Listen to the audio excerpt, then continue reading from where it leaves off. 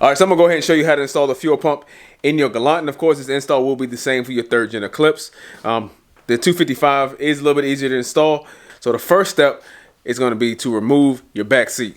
You wanna go to the back seat right about in the center of the seat, kind of feel underneath it, and you'll feel a little clip. You just pull out on that. You may have heard that snap, and just lift up. And it's the same thing on the other side.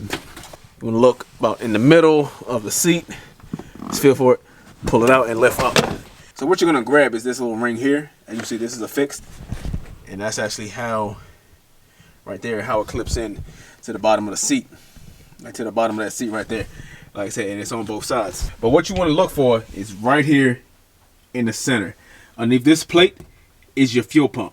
So of course you just have 4 Phillips head screws, and we're gonna take these off first. So we're just gonna remove these 4 screws. All right, from here, this panel is just gonna lift up. Now, when you lift this up, you wanna go ahead and just push this wire harness through, and this allows you to move the plate just over and out of the way. And here you see you have a few connections. Now, just a reminder, if you haven't already, you wanna make sure your battery's unplugged before you start dealing with any of this stuff, and that you are gonna be dealing with gas and some gas fumes here. So make sure the area is well ventilated, and we can really just start getting this stuff off. So we're gonna have this main plug here. This is actually what powers the fuel pump. You can just pull this out. So you see what that looks like. That comes right out. Have this up plug here. And then that's your harness out of the way. Like, all right, so now with the wiring harness out of the way, you get a little bit better view of what we're going to have to work with. So we're gonna have to remove these 2 lines here, this connector, and take off this black ring that runs along the outside of this assembly. Now they do make a special tool to remove this, but it's not needed. And if you're not doing this for a living, definitely not worth the money, because a hammer and a flathead screwdriver, piece of wood, really anything you got laying around the garage, will get this off. We'll just need to put it on one of these little lips here and just knock it to the left or counterclockwise to loosen this up, and then we'll pull the whole thing out. All right, here we go. We're just gonna remove this first clamp, slide this down, twist it, break it free, and then you can just pull it off. Now, as you can see, this is plastic, so you want to be careful with your pliers so you don't break that. So to remove this line, you're gonna have to pull in on these 2 gray side tabs, and then actually pull the collar back to remove this line. So again, I'm gonna use my fingers, just pinch these closed, and then pull like back and pull it off. Now again, there is gonna be some fuel in this line. So like I said, there wasn't much fuel in there, but a rag definitely helps. And we're just gonna tuck this line out of the way, kind of under here. And now I'm gonna go to work on this ring. Really just pulls up and out of the way, unless of course you break it like I just did. And now we're gonna take a flathead screwdriver and a hammer and hit these tabs counterclockwise so we can loosen this ring up. All right, so like I said, I'm gonna use this flathead screwdriver. I've already converted it kind of into a hammer tool. We're just gonna put it on the tab, and you don't have to hit this too hard, just enough to shake it loose. So as you can see, it does move pretty easily. Just take your time. You don't need to really beat on this thing. Just a good couple firm taps will get it loose.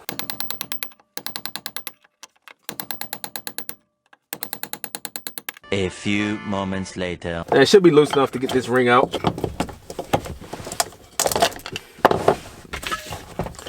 Alright, so there we go. That's out of the way. These lines and these wires away. They still kind of want to get in the way.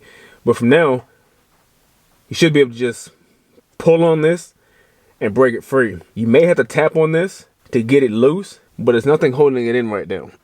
Just use the Phillips head screwdriver, push on the edge of it, didn't really get under it. And then we're just gonna slowly lift this thing out of here and try to keep these wires out of the way. Right, so as you do this, you wanna take your time because there is that sensor that measures your fuel level on the bottom of this thing. So you're gonna need to tilt it in either direction and kind of just work it out without jostling it too much. Like, so in my case, I happen to have a full tank of gas. That's really not ideal. You wanna do this if you can when your fuel is pretty low, just so you can save from the mess. But now that I've got this out, and you can see a little floater there, I'm going to transfer this over to the toolbox and start taking it apart. Now, as a precaution, of course, I'm going to cover this back up. I don't want anything to get down into my gas tank while I'm putting this new fuel pump in. That just gives me a little bit of peace of mind. I don't have to worry about anything like falling down inside the gas tank. All right, guys, so here we have the fuel pump assembly out of the car. This is that leveler I was telling you to be careful about as you were pulling it out. This is really just a floater, and it's attached to a sensor that tells your car, again, about how much gas you have. Just quick inspection, we see we have, of course, there's a plug here. There's a couple of springs here because this top actually compresses. If you guys see that, there's a hose. First thing we're gonna do is just remove these plugs here. So in my case, you have this plug that's on the outside. It has a pink, a black, and a yellow wire that run to it. I'm just gonna take that off, which I already got. And then right behind it, there's actually another brown plug. Just to help me get in there, because I can't get my fingers in there. And to get that off. All right, so now that we have these two plugs loose, we're gonna disconnect this hose. Now, you can do that down here at the bottom. Then I'm gonna use my small screwdriver, and we're just gonna pop this bottom piece off, push away from it, and it comes off. So if you can see that, you can see how it clips in there, and it just goes into that tab that's right here where my thumb is. So I'm gonna use my fingers and just move these tabs that are in the back. And I'm also going to use this flathead to loosen that one and just pull up on the assembly. Now there is a little bit of fuel left in the cup. You can actually see there's some debris, but I'm going to dump this and go ahead and get this cleaned out. Your fuel pump is actually this thing right here. It has a fuel filter on the bottom of it, and it's actually inside of this housing. The bottom piece is held in with the same little clips like the outer cup was held in. So I'm just going to use this flathead screwdriver, pry these loose. And I think I can really just get... All right, so now that's off.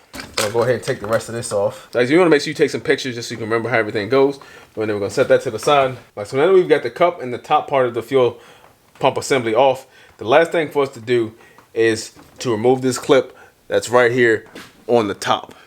Again, it's the same clip that attaches this brown plug and this what I assume is a ground. And once again, I'm just going to use my flathead, push it in there, and get that out. Now we should be able to just pull the fuel pump from the bottom. Now there should be a little bit of pressure required to get this out. So there you have it. Again, it's a pretty small unit. Of course it does the job, it's quiet, but we're gonna replace this with something better. Of course, I go to my box of goodies over here from MA Performance, and you have your Walbro 255, again, high pressure version, and the install kit. Now, the install kit is not necessary, and we're pretty much gonna assemble our new pump the same way our old pump was assembled. Now, as you can see, just for comparison, the new pump is a little bit taller and a little bit wider, a little bit thicker than the old pump. But we're just gonna take the factory rubber bits and transfer them onto the Walbro. That's including the fuel sock. So this may be something, depending on what yours look like, you want to get from the dealership. I'll see if I can find that part number and I'll put it down in the description for you. So the first step, of course, you saw me remove this little rubber piece. And then beneath that, you have this little plastic piece here. So you want to keep in mind that this is the orientation where the flat side is facing down and the side with the slits in it is facing up. All right, so now I have those two pieces off. On the bottom of this fuel sock here, there's a little metal clip. I'm going to use a flathead screwdriver and just pry that off. You want to be careful. Things like this do tend to kind of fly off into oblivion once they're loose. So just be careful not to lose this bit. All right, so now I have my clip, my rubber pieces. We can then remove this old filter here. And we're just gonna pry up gently on all sides. And this thing is plastic. And get that removed. There is your factory fuel pump in assembly, completely disassembled. And we're ready to start the reinstallation process. So now that we have everything disassembled, go ahead and set the stock fuel pump to the side because we won't be using this again.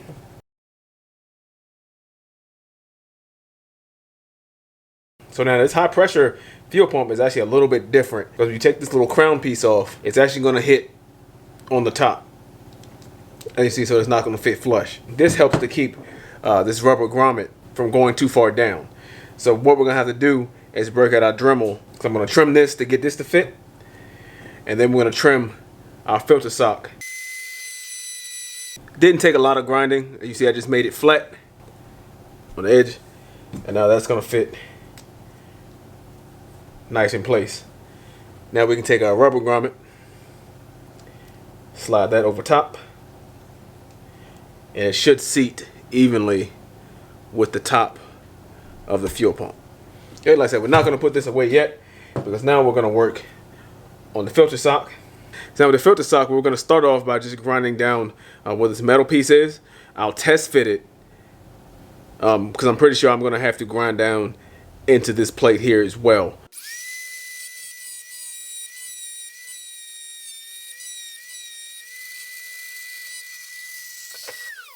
That's what it looks like when I've cut just below or just where that metal ring is. And it looks like I need to go down just a little bit further. And it should clip back into these 3 spots. That's what you're looking to get. Now you see there's a little skeleton inside of this thing, so you don't have to worry about this crushing or anything like that. So you want it to just be pressing against the bottom and be able to sit evenly on this cup and be clipped in. That's our goal here. So we're gonna keep working on this. So as you can see, it's good to go. It is flush, it is clipped in. So I'll go ahead and take this back apart so you can see how much I did have to grind off. So if you look at it, that was my final results right there. I'm gonna clean this up with some finer grit sandpaper. So now that that is good to go, I'm gonna go ahead and replace this little metal ring. Put this back on. So now that I know it fits on the top, I'm gonna take it back off and kind of install it how I took it off.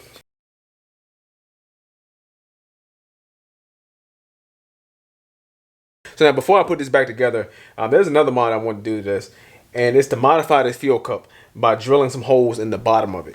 Now what that does, that's going to allow, of course, just fuel to enter more freely inside of this cup. Now does it make a difference? I don't know, but I do have it out. And it's not going to be a whole lot of work to really do that. So I'm going to go ahead, bring out the drill, get that done. So while you have your drill out, you may also want to drill out your return line on your fuel pump. Now for what I've read, they say you want to go about to 4 millimeters, as long as you don't exceed that. Now for a drill bit, that's going to be a 5/32. Now just to play it on the safe side, I'm going to go ahead and use this 1/8. It's a 3 millimeter hole.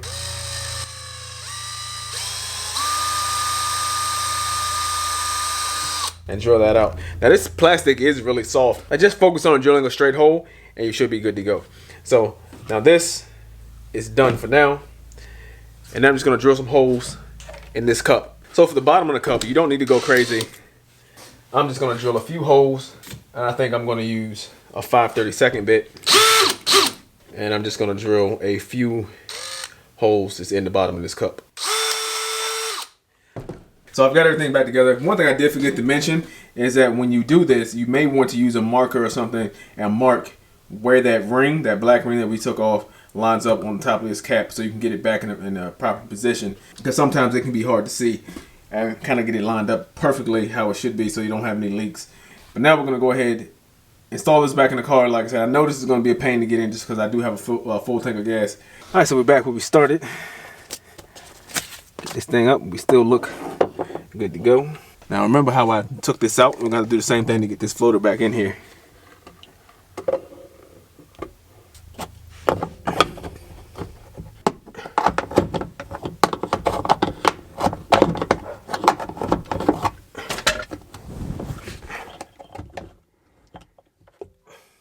All right, guys, so that's it. So I did have to cut away from it. It was a bit of a struggle trying to put the ring back on there just because, like I said, the gas wants to push the whole assembly up. And so you're having to push it down with one hand and then try to tighten that ring with the other hand. It was just a pain in the butt, and I actually fought with it longer than I really care to admit. But the whole process doesn't take, maybe an hour and a half, maybe 2 hours, I guess, if it takes you a long time. So it's still pretty easy. It's just that last part is really a pain in the butt. Like I said, I really wish I had it, not filled up as soon as I decided to do this. But of course, just like everything else with this car, I'm extremely impatient. I was like, you know what, I got the car here and I got the turbo here. I got enough stuff. I might as well go ahead and start the turbo process, which is how that happened. So do yourself a favor if you're doing something like this, whether it's because you're just replacing the stock fuel pump or, you're going turbo, you're doing an NA build, which I really want to see somebody do, and run the gas out, have a quarter tank gas, do yourself a favor. That way the thing just sits down in there, you can tighten it up. It'll be quick and easy. Otherwise, like I said, it was a pretty painless process. I want to thank you guys for watching the video, especially if you made it this far. Of course, if you haven't already, you already know what to do. Hit the thumbs up button, hit the subscribe button, bell notification. Continue to share this video with other Eclipse and Galant enthusiasts. I know there's a ton of us out here. They sold millions of these cars, and I'm really impressed with the growth the channel has seen as of recently. So thank you guys who have subscribed and who continue to share the videos. If you have any suggestions on what you want to see, go ahead and leave those down in the comments below. And with that, just keep in mind that if it's something that involves me tearing the car completely down, or, you know, pulling the engine back out, that's gonna take a while. I do have some other things lined up, so if what you want to see happens to fall in line with those, I'll be glad to make a video on that. All right, but that's all I got. Thank you guys for watching again. Have a great day.